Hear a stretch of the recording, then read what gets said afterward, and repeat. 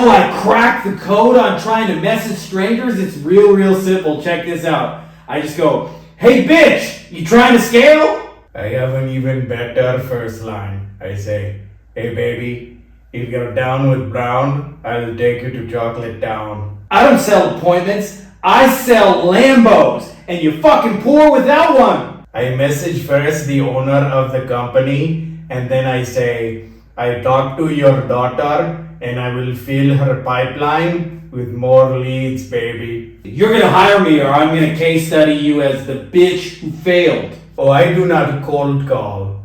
I hot call, lubing my mountains of voluptuous chest hair, and say, baby. These videos are getting more ridiculous by the second, especially those intros, but you guys haven't canceled me yet. A few of you even said you find them hilarious, so I'm going to keep making them. Anyways, let's talk about getting strangers to do deals with you. And this is actually way easier than you think, because there's almost like a lifetime of programming you have to unlearn to do like a deal maker / investor mindset. But once you get it, you realize it's actually very easy to talk to strangers. And then ergo, it's very easy to put together deals and ultimately cash and cool things like that for you guys. So for those of you guys who don't know me already, my name is Frankie Finn. I wrote these 2 best-selling books, Beyond the Agency Box, Passive Automated Recurring Income, which you can find below this video. It was a labor of love. And I want to show you guys how, for us, like I was checking out the stats, man, it's been 250 days in a row where I haven't missed some recurring payment and or new sale coming in every single day since over last year. And a lot of that is just because I figured out this deal making stuff, and I want you guys to have a cool experience where I call it every day is payday. I want you guys to have every single day of your life, even Christmas, by the way. I was blown away. People still bought shit on Christmas. So if you're not already subscribed, make sure to subscribe, and let's get into the good shit. Yo, it's Frankie Finn. Beach mode engaged. Looms loaded, AI's humming. Let's go! So by far, one of the most asked questions I've got about deal making is, what do I actually say? Like I see somebody who actually might make a good fit to do a deal with. I want to go over there and talk to him. How do I do it? And by the way, this is the biggest reason in the world that people don't put together deals, because they see somebody across the room and they go, I would love to talk to that person, but I have no idea how. And a lot of people think you have to say this airtight, picture-perfect script. Like you can't be a Trevor at all, which is kind of like this. Now this is a little different than most transmissions. First stop drive doesn't work, but third does. Neutral is park, reverse is second. If you want to use reverse, put it in drive. You got it? Yeah, I got it. And the accelerator sticks too, so be careful. But don't be afraid of it. You got to give it to her or it's going to stall. I can do this, Ricky. I fucking hope so, Trevor. Now take it for a little test drive and get used to it. I know how to drive, man. You also know how to be stupid, and I don't want you to fuck this up because this is my home. So you really care about these guys? Erica, I care about everybody in this park. There's a lot of really good, hard-working, and decent, intelligent people that live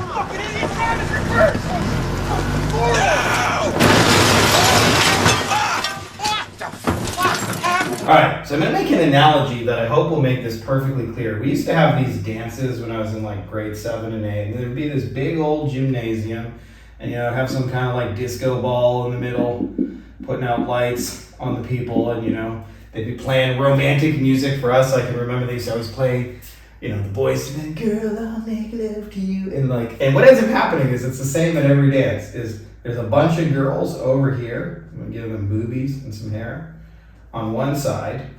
And there's a bunch of boys over here sitting there with boners going, man, I would love to be able to go talk to her.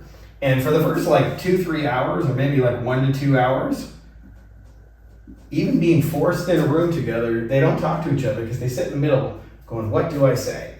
So you, right here, are in the middle of this as the deal maker. And over here, the one person is, we got somebody who's got an audience. And over here, we got somebody who has a product or service that serves that exact same audience. And you would think, without you, the deal maker, that these people would just talk to themselves. But what stops them is this very problem. What do I say? So I'm going to show you my 3-point plan to fix that right now. But listen up. I got a 3-point plan to fix everything. Break it down. Number 1, we got this guy, Frankie Finn. Break it down, Frankie. All right. So here is the simplest messaging I can give you. And it took me, by the way, almost 20 years to unlearn this because I spent so much of my career trying to sell things to people. When you sell things, you almost got to be perfect. You got to say it right. You got to get the steps right.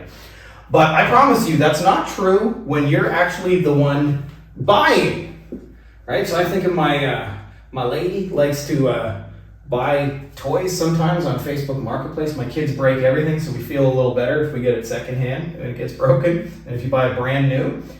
And we never struggle with messaging anyone. Like, we just bought them like some little mini toy Jeep the kids go cruising around, and the question was, is it available? Can I buy it, right? I didn't need a picture perfect script, and the reason was really simple. One of two scenarios is I was trying to give them money, or I was trying to like bring them money in the future, okay? So when it comes to you putting together a deal, when you message somebody with an audience, unlike what you may have done in the past trying to sell stuff, you're actually just saying, hey, I'm trying to give you money. I'm trying to bring you money in the future, either now or later, but I have some idea to bring you money. Are you interested in hearing it? And it changes the whole dynamic of that actual messaging.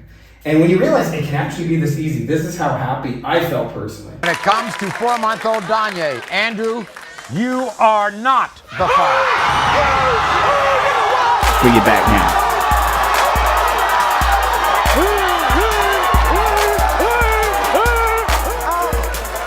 Bring it back now.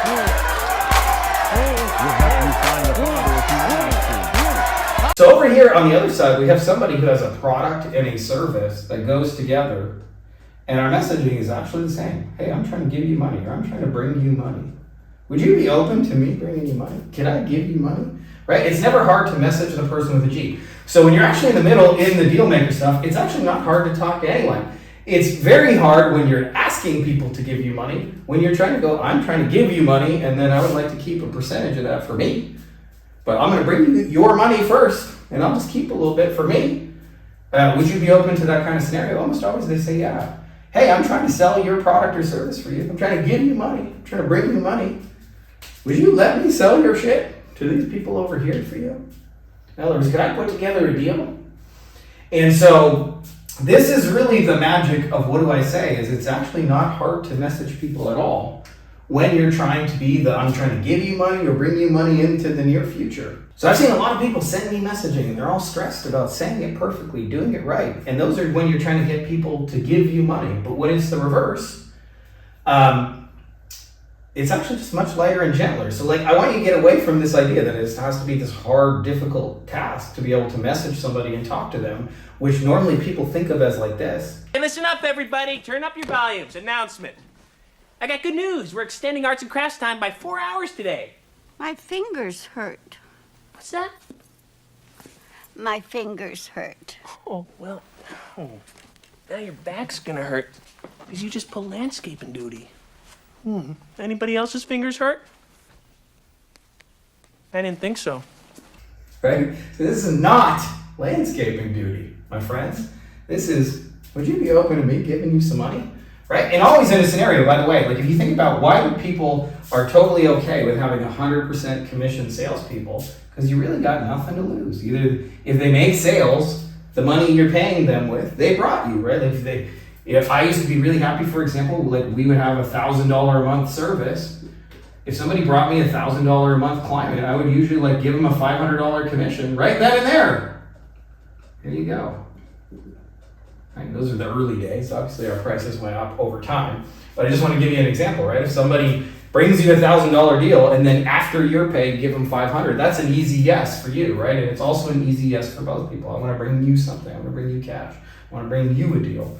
I'm trying to give you money, bring you money, put something together. And like I said, whether that's a now or a later thing, either way, you're trying to give them or bring them something, that's all you really have to talk to. Hey, you know, like in our real estate stuff, it's often as simple as, hey, I don't suppose you'd ever sell this house.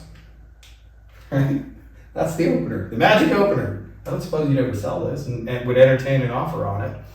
So I hope you guys are seeing the power of this. And what I want you guys to do is to make offers on assets. And the best two to put together our audiences, because anybody on social media, on any platform, like, you don't have to look real hard. There's people with audiences that are not doing enough to monetize them, that there are products and services that already exist for that marketplace that you can simply put together and position yourself as the middle person. By the way, is there any money in being this middle person? Well, just, Kevin Harrington from Shark Tank, somebody I met at one of the most recent events I went to, and he was telling us all, together in this room about how when he started, he took TV stations, audiences, and he put them together with other people's products and services that he found at conventions that were already selling, but they weren't selling on TV. And he simply said to the TV people, hey, I got an idea to pay you for all your unsold time. And he went to the product and services and he said, are you interested in making a video of your product pitch and selling 1 billion of them on TV? Would you be open to that? And they both said, yeah. And he put them together and negotiated,